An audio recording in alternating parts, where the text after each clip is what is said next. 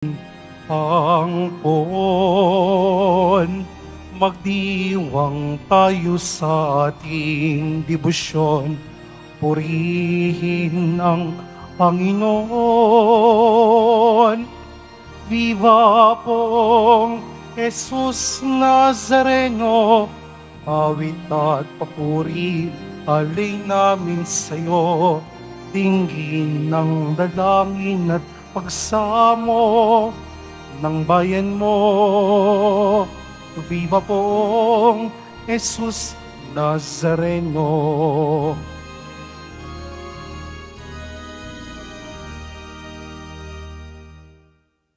Sa ngalan ng Ama at ng Anak at ng Espiritu Santo, Amen. sumainyo ang Panginoon. At sumayo rin. Mga kapatid, aminin po natin ang ating mga kasalanan upang marapat tayong gumanap sa banal na pagdiriwang.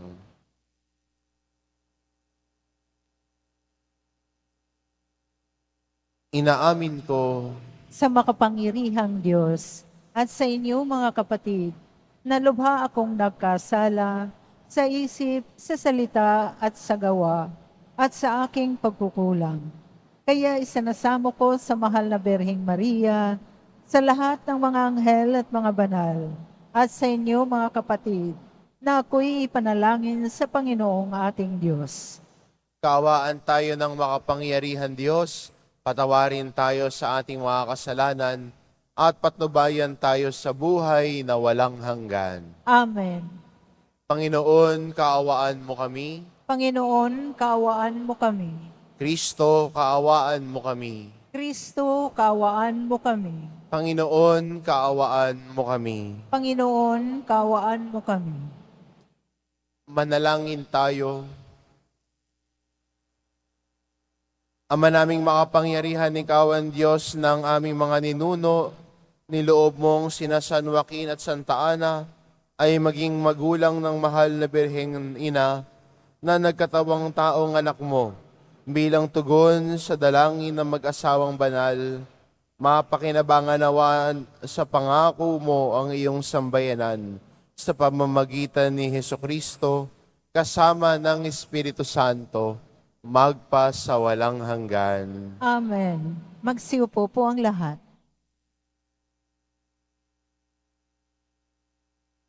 Pagbasa mula sa aklat ni Propeta Jeremias. Magbalik kayo sa akin, kayong mga nagtaksil, pagkat ako ang inyong Panginoon. Wika ng Panginoon.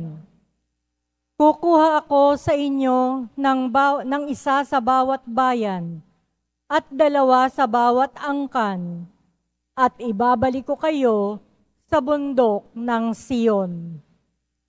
Bibigyan ko kayo ng mga pinunong tatalima sa akin at pamamahalaan nila kayo ng buong katalanuhan at pagkaunawa. At kung dumami na kayo sa lupaing iyon, hindi na pag-uusapan ng mga tao ang tungkol sa kaban ng tipan ng Panginoon. Hindi na nila ito kakailanganin, ni iisipin o gugunitain. At hindi na rin sila gagawa ng ibang kaban. Pag sumapit na ang panahong iyon, ang Jerusalem ay tatawaging luklukan ng Panginoon. Lahat ng bansay magkakatipon doon upang parangalan ako. Hindi na nila gagawin ang balang maibigan nila. Ang salita ng Diyos. Salamat sa Diyos.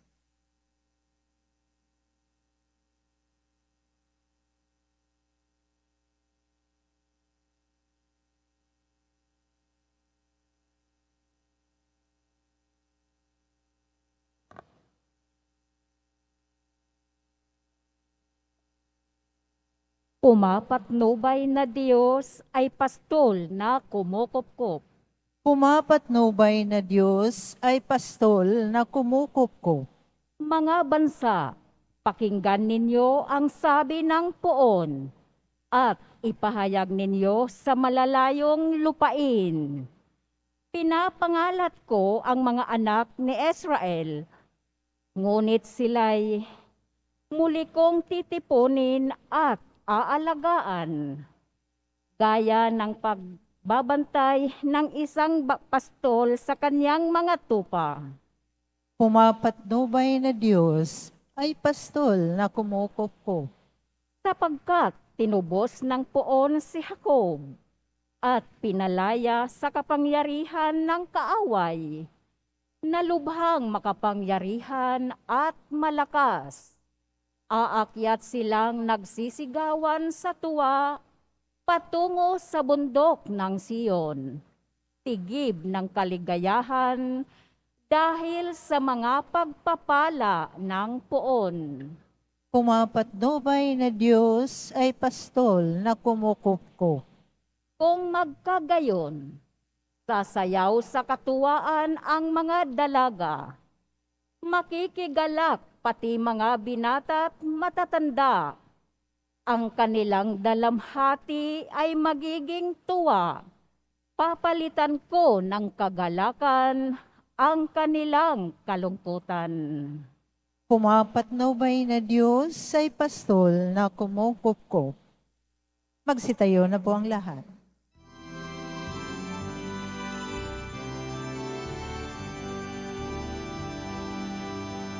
Hallelujah,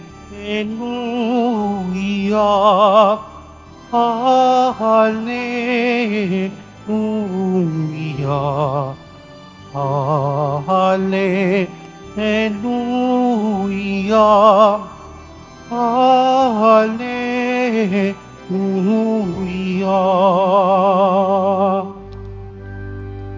Ang salitang mula sa Diyos,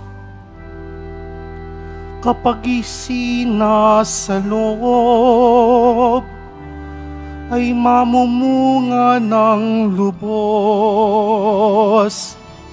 Hallelujah,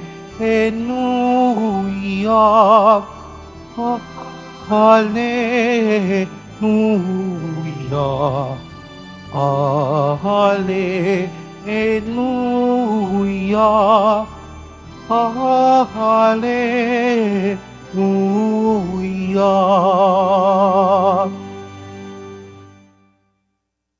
Sumainyo ang Panginoon. At sumaiyo rin. Ang mabuting balita ng Panginoon ayon kay San Mateo. Papuri sa iyo, Panginoon. Noong panahong iyon, sinabi ni Jesus sa kanyang mga alagad, pakinggan nga ninyo ang kahulugan ng talinhaga tungkol sa mga hasik. Ang mga nakikinig ng salita tungkol sa paghahari ng Diyos, ngunit hindi nakakaunawa nito, ay katulad ng binhing nahasik sa tabi ng daan.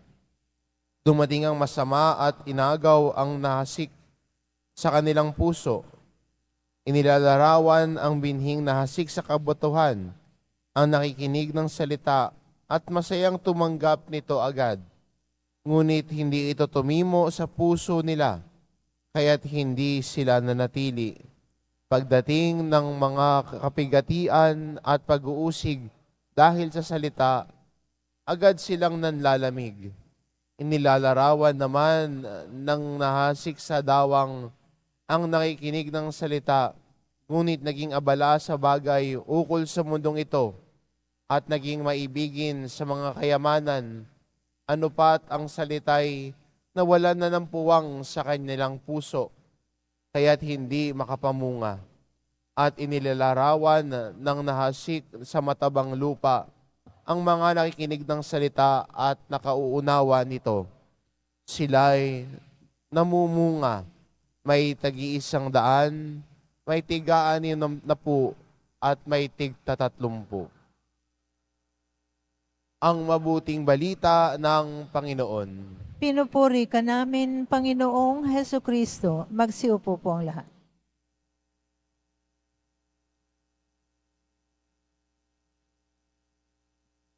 Ang ebanghelyo natin sa araw na ito ay karugtong po ng ebanghelyo kahapon, kung saan binanggit ni Jesus ang talinhaga ng mga hasik ng binhi na nahulog, may isang maghahasik ng binhi at nahulog ang binhi sa daanan, sa dawang, sa mawatong lugar at sa mabuting lupa. Sa ebanghelyo ngayon, pinapaliwanag naman ni Jesus ano bang ibig sabihin nung talinhaga niyang ito. At marahil para sa iba sa atin, no, sa ilang taon na pagsisimba natin, no, sa ilang biyernes na pagsisimba natin at pagdidibusyon sa mahal na pong Jesus Nazareno ay siguro hindi na bago sa atin ang talinhagang ito ni Jesus. Na may isang nagasik ng binhi, nahulog sa may daanan, may binhing nahulog sa batuhan, may binhing nahulog sa dawang, may binhing nahulog sa mabuting lupa. Iba nga siguro sa atin, mas kaya pang i-explain, mas kaya pang, mas kabisado pa ang kwentong ito ng talinhaga ni Jesus. Pero maganda ho sa pagdinilay natin ngayon na mas balikan at mas palalimin na sa buhay natin bilang Kristiyano, tayo ho ay iniimbitahan na ang salita ng Diyos ay mamunga sa ating buhay. Di ho ba? Siguro yan po ang imbitasyon sa atin ng pagbasa ngayon at ng Ebanghelyo, na ang salita ng Diyos ay sana'y mamunga. Pero paano ba ito mamumunga sa buhay natin? Yun ang magandang tanong. Paano ba natin mapapayaman, mapapausbong at maalagaan ang salita ng Diyos na tumitimo sa ating puso kung tayo ay lalago sa pag-unawa ng salita ng Diyos? Kaya kung babalikan natin ang Ebanghelyo, ang madalas na ginagamit ni San Mateo ay dahil hindi nila naunawaan ng Diyos, mabilis silang nakalimot sa salita ng Diyos. Pero ang tao, no, tulad ng isang mabuting lupa, ang kanyang puso, kung siya ay naunawaan niya ang salita ng Diyos, ito ay tumitimo sa puso natin. Pero hindi ibig sabihin ho ng pagkaunawa ay alam mo lahat. Minsan iniisip natin na pag naunawaan natin ang salita ng Diyos, ay kabisado ho natin ang Bible. Hindi ho ganoon. Naunawaan natin ang salita ng Diyos dahil malinaw sa atin ang tinuturo ni Jesus. At pag naunawaan natin ang isang bagay, hindi ba nagiging parte ito ng ating buhay? Pag ang isang bagay ay naunawaan natin, nagiging parte ho ng ating buhay. Kaya magandang imbitasyon ho sa atin na ang salita ng Diyos ay sana hindi lang natin naunawaan sa isip, pero ang pinakamahalaga ho sa lahat ay yung salitang pinapakinggan natin ay maging bahagi ng ating buhay. Marami ho dyan, kaya hong magsabi ng ilang verse, kabisado ho niya. Pag sinabi mo niya, o sige nga, recite mo nga, John 3:16, ako kaya niyang sagutin yan. Pero kung hindi niya nauunawaan ang ibig sabihin nun, para lang siyang parot na inuulit ang mga salita. Pero tayo mga Kristiyano na nakikinig sa salita ng Diyos, ay iniimbitahan ng ating naririnig na salita ay unawain at maging parte ng ating buhay. Para sa ganon, ang salita ng Diyos ay magbigay bunga sa buhay natin at magbunga ho sa buhay natin. Pero magandang pansinin ho na baka kumpara mo rin ang sarili mo sa ibang tao. Baka sabihin mo, bakit siya ganoon ano? Bakit ako ganito lang? Bakit siya dumaan sa Quiapo, isang beses lang nasagot agad ni Lord yung panalangin niya?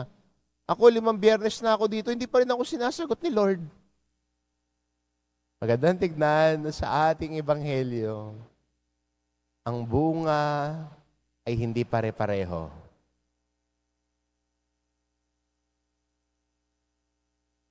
Kung titignan na, babasahin ulit natin yung ating ebanghelyo ngayon, binigay sa atin ni Jesus ang nilalarawan na naghahasik sa matabang lupa, ang nakikinig ng salita at nakakaunawa nito, sila'y namumunga ng tig-100, tig-60 at tig-30. Iba-iba ho ang bunga. Iba-iba ang dami. Kaya wag mong kumpara ang sarili mo sa ibang tao dahil iba ang kwento mo. Iba ang pinagkaloob sa iyo ng Diyos. Iba ang pinagkaloob sa kanila. Wag mo ikumpara ang sarili mo. Ang importante, at itong pinakamahalaga, na nagsusumikap tayo bilang mga Kristiyano na ang Panginoon ay pakinggan at sundin ang kanyang aral. Kasama doon ang pagbabago ng buhay. Kasama doon ang araw-araw nating pagsisikap ng pagbabago ng buhay. Minsan nadadapa tayo, minsan nagkakamali. Pero sa bandang huli, sana piliin natin ang Diyos. At pinipili natin ang Diyos, ang kanyang salita ang pinapakinggan natin at ang salita niya ang nagiging parte ng ating buhay.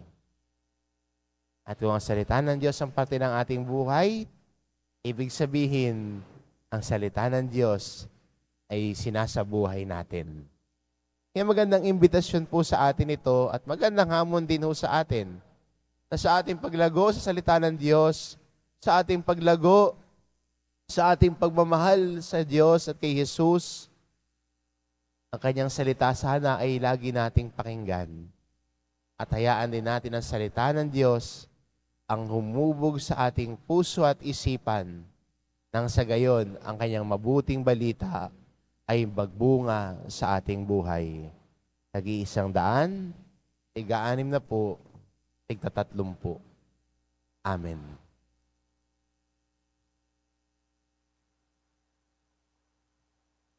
Magsitayo na po ang lahat.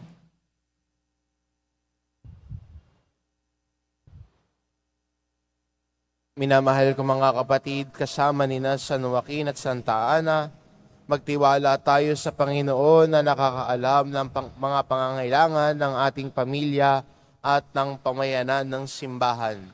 Ang ating itugon, Ama ng mga salinlahi, maging mapagpala ka sa amin.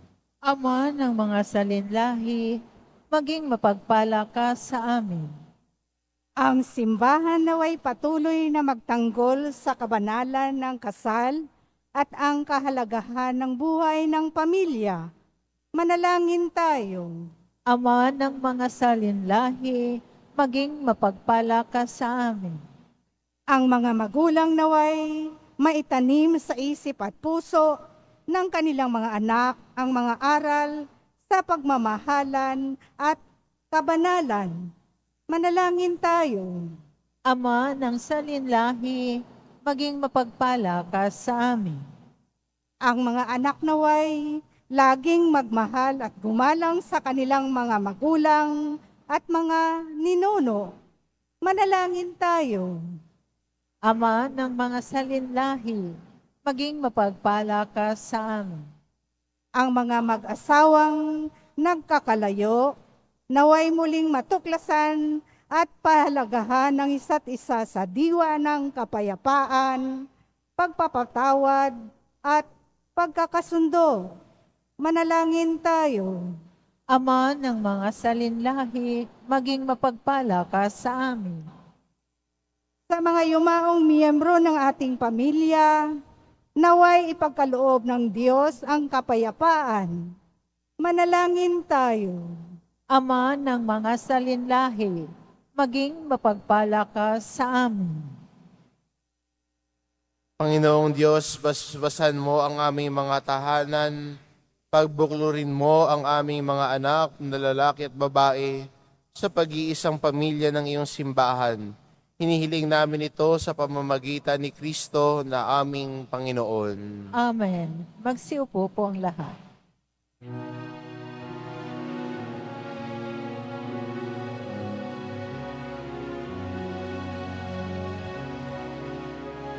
Jesus Nazareno, alakad tinapay sa tanan ay nagbibigay buhay.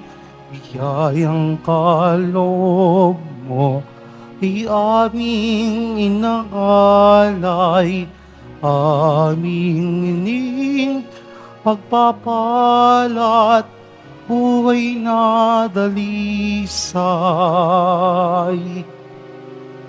Pagpapalat, buhay na dalisay.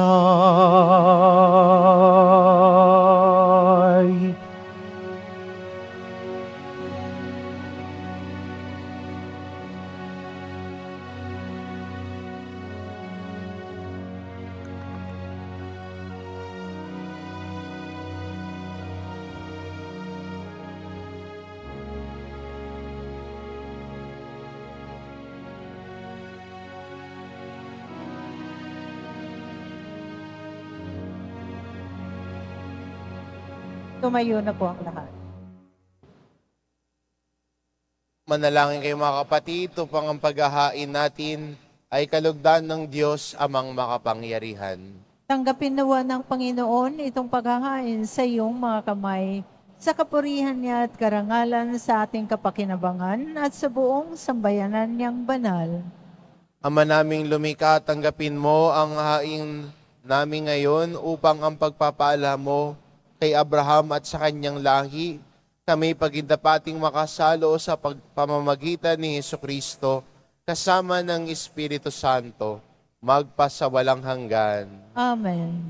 Sumainyo ang Panginoon. At sumayo rin. Itaas sa Diyos ang inyong puso at diwa. Itinaas na namin sa Panginoon. Pasalamatan natin ang Panginoong ating Diyos. Marapat na siya ay pasalamatan. Ama naming makapangyarihan, tunay ngang marapat na ikaw ay aming pasalamatan sa pagpaparangal sa iyong kabutihay.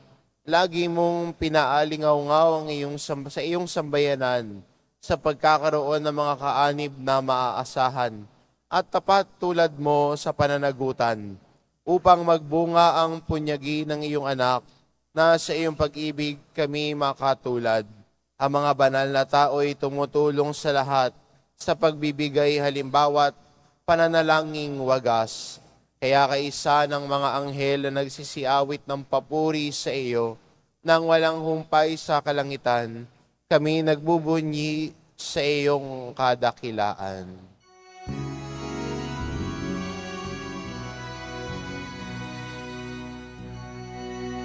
Santo, Santo, Panginoong Diyos ng mga hukbo, napupuno ang langit at lupa ng kadakilaan mo. Hosana sa kaitaasan, pinagpalang na paririto sa ngalan ng Panginoon. Hosana sa kaitaasan. Magsiluhod po ang lahat. Ama naming banal, ikaw ang bukal ng tanang kabanalan. Kaya't sa pamamagitan ng iyong Espiritu gawin mong banal ang kaloob na ito upang para sa amin maging katawan at dugo ng aming Panginoong Hesukristo. Bago niya pinagtiisang kusang loob na maging handog, hinawakan niya ang tinapay, pinasalamatan kanya. Pinagati-hati niya iyon, iniabot sa kanyang mga alagad at sinabi, "Tanggapin ninyong lahat ito at kanin, ito ang aking katawan, na ihahandog para sa inyo."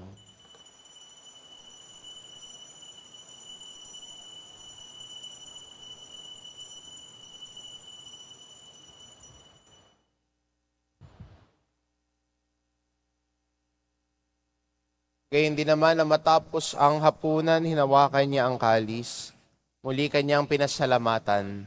Iniabot niya ang kalis sa kanyang mga alagad at sinabi, "Tanggapin ninyong lahat ito at inumin, ito ang kalis ng aking dugo, ng bago at walang hanggang tipan. ang aking dugo na ibubuhos para sa inyo at para sa lahat, sa ikapagpapatawad ng mga kasalanan. Gawin ninyo ito sa pag-alala sa akin.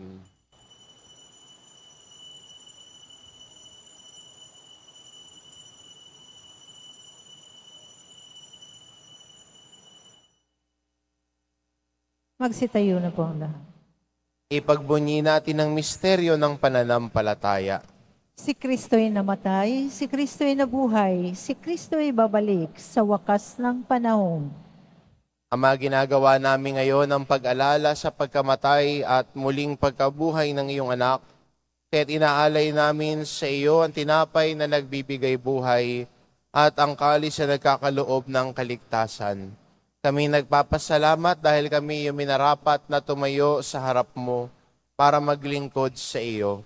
Sinasamo namin kaming magsasalo-salo sa katawan at dugo ni Kristo ay mabuklod sa pagkakaisa sa pamamagitan ng Espiritu Santo. Ama, lingapin mo ang iyong simbahang laganap sa buong daigdig.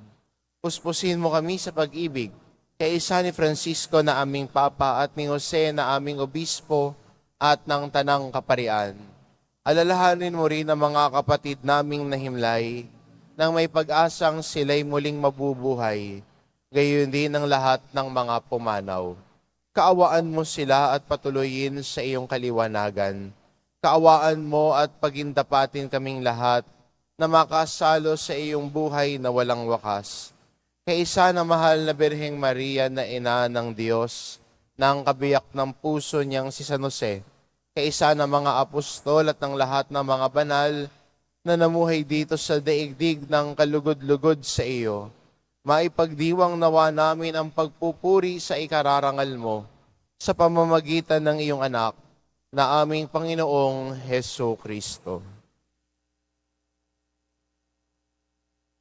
Sa pamamagitan ni Kristo, kasama niya at sa Kanya, ang lahat ng parangal at papuri ay sa iyo, Diyos amang makapangyarihan, kasama ng Espiritu Santo, magpa sa walang hanggan. Amen. Amen. Amen. Amen.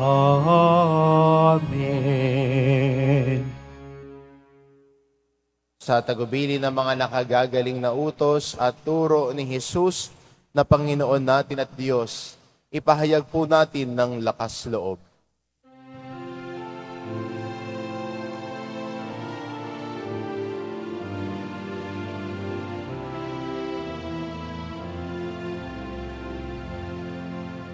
Ama namin, sumasalangit ka, sambahin ang ngalan mo, mapasa amin ang kaharian mo, sundin ang loob mo dito sa lupa para ng sa langit.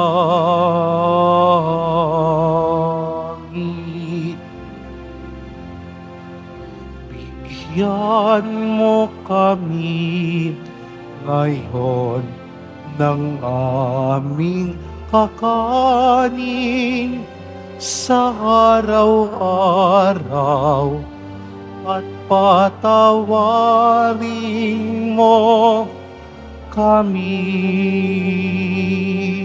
sa aming mga sala para ng pagpapatawad namin sa nagkakasala sa amin, at huwag mo kaming ipahintulot sa tukso, at iadya mo kami sa lahat ng masama. Hinihiling namin kami, Adya, sa lahat ng masama pagkalooban ng kapayapaan araw-araw. Iligtas sa kasalanan at ilayo sa lahat ng kapahamakan. Samantalang aming pinananabikan ang dakilang araw ng pagpapahayag ng tagapagligtas naming si Hesu Kristo. Sapagkat iyo ang kaharian at ang kapangyarihan at ang kapurihan magpakailanman. Amen.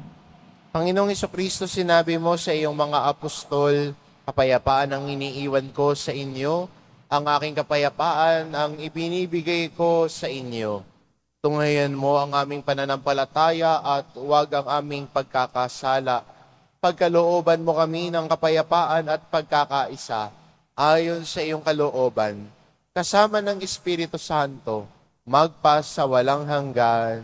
Amen. Ang kapayapaan ng Panginoon ay laging sumainyo. At sumayuri. Magbigayan kayo ng kapayapaan sa isa't isa.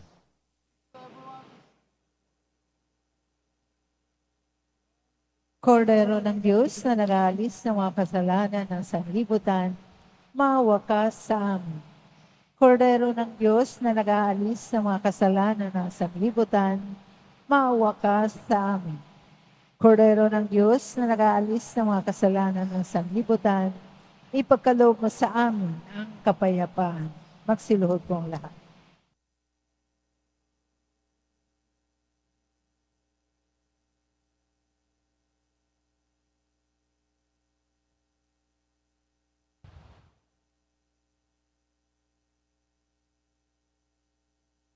Ito ang kordero ng Diyos, ito nag-aalis ng kasalanan ng sanlibutan.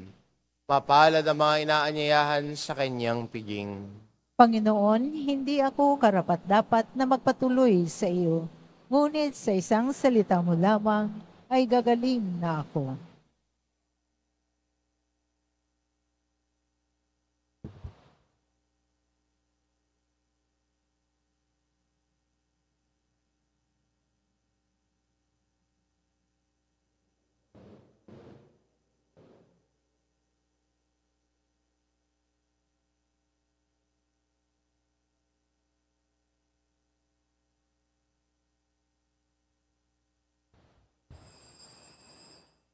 Para sa lahat ng tatanggap ng banal na komunyon, sasagot po tayo ng Amen pagkasabi ng pari o ng lay minister ng katawan ni Kristo at isubo agad sa bibig bago umalis sa harapan ng pari o ng lay minister.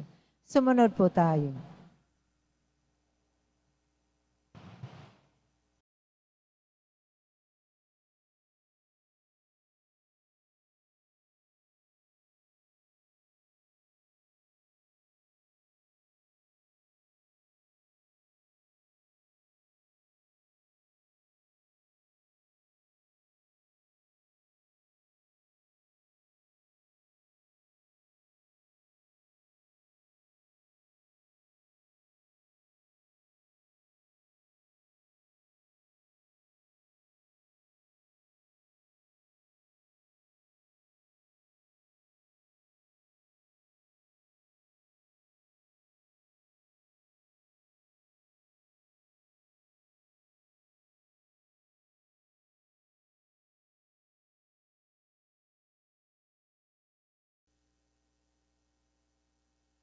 Ama naming mapagmahal, niloob mong isilang mula sa mga tao ang bugtong na anak mo, upang ang mga tao na sumilang sa iyo bunga ng sakramento, hinihiling namin kami magsalo sa pagkainglaan sa mga anak, ay pabanalin mo sa espiritu ng iyong pagkupkup at sa aming lahat sa pamamagitan ni Hesukristo, kasama ng Espiritu Santo, magpasawalang hanggan. Amen. Sumainyo ang Panginoon. At sumayuri. Mahal na pong Jesus Nazareno, inihayag mo sa pamamagitan ng krus ang walang maliw na pag-ibig ng Diyos sa sangkatauhan.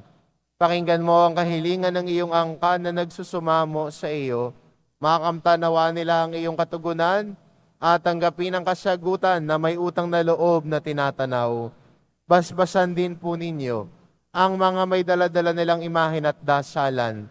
Sa pamamagitan ng bendisyon na ito, Naway maalala nila ang mga pangako nila noon sa binyag, na ikaw ang kanilang iibigin at paglilingkuran. Bilang Panginoon, magpasawalang hanggan. Amen. At pagpalain kayo ng ating mapagmahal na Diyos, ang Ama, at ang Anak, at ang Espiritu Santo. Amen. Tumayo kayo, taglay ang kapayapaan ng poong Jesus Nazareno. Salamat sa Diyos.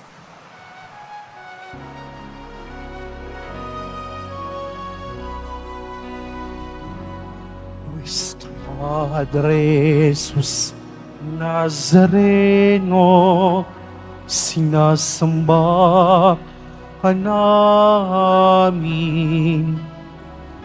Pinipintuho ka namin.